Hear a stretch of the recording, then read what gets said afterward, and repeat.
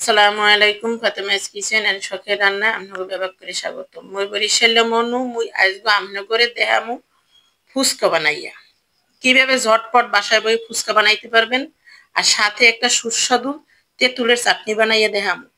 খাইতে একাল জম্মের মজা লাগে। আপনারা আমার রেসিপি ফলো করে বানাইলে আপনি কোথাও আমার মতো হইবে।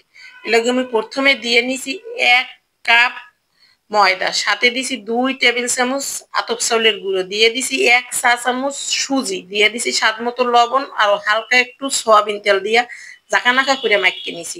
এখন এই যে অল্প অল্প পানি দিয়া একটা ডো বানাম, মানে শক্ত রুটির ডোর চাই একটু শক্ত একটা ডো বানাই নিছি। এখন এই একটু তেঁতুল এইটুকু মুই পানি দিয়ে ভিজাই নিলাম, আর এই জিরা ময়ূরি আর ধনিয়া মুই ভাজিয়ে নিয়ে গুঁড়ি করে নেব।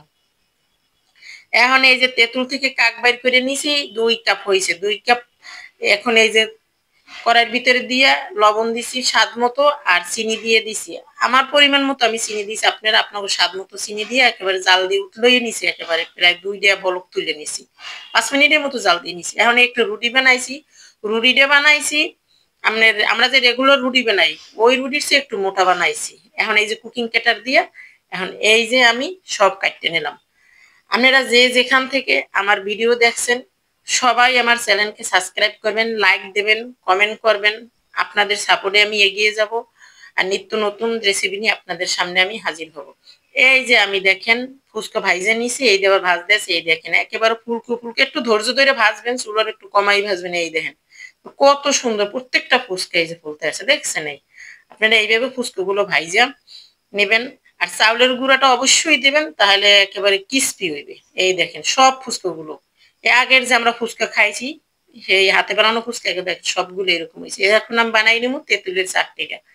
এখন আমি ওই যে জাল দেওয়া তেঁতুল এর এটা কাকটা ওইটার আমি নিয়ে নিছি একটা বাড়ির ভিতরে, দিয়ে দিছি পেঁয়াজ কুচি, দিয়ে দিছি শসা কুচি, দিয়ে ধনিয়া পাতা, কাঁচা মরিচ, দিয়ে দিছি বোম্বাই মরিচ, আর দিয়ে দিলাম একটু লেবুর রস, দিয়ে দিছি চিলি ফ্লেক্স, আর দিয়ে দিছি ওই যে মশলাটা বানাইছি ওই মশলা, আর দিয়ে দিছি টমেটো সস।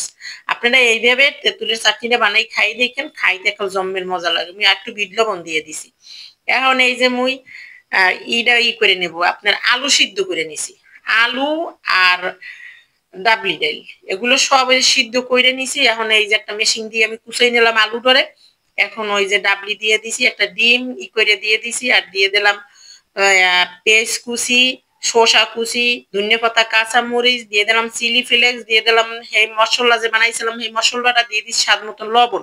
এখন এগুলো সব একেবারে সুন্দর মতো ঝাঁকানাকা করে মাখিয়ে এখন এই যে আমি সুন্দর মতো একটা ঘুগনি বানাই নেব। আপনারা এই ঘুগনিটা যখন বানাইবেন একটু এই যে টকটা বানাবেন, টকটা করে একটু টক দেবেন। আমিও একটু টক দিছি কিন্তু ভিডিওটা আমার স্কিপ হয়ে গেছে।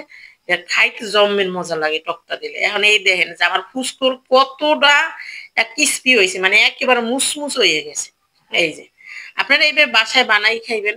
ওই দোকানের কিনে রেডিমেড ফুচকা আমি কখনোই খাই না, আমার যখন খাইতে মন চায় আমি বাসায় বানাই। এখন এই যে টকটা দিয়ে খাইলে মানে এত স্বাদ লাগে।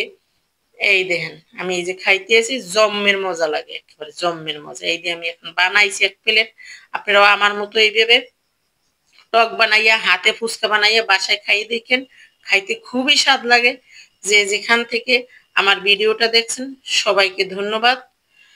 আর এই দেখেন আমি আবার এই যে আবার একটু তেঁতুলের পানি দিয়ে এই যে দেখেন খুবই ভালো হয়েছে। আল্লাহ হাফেজ।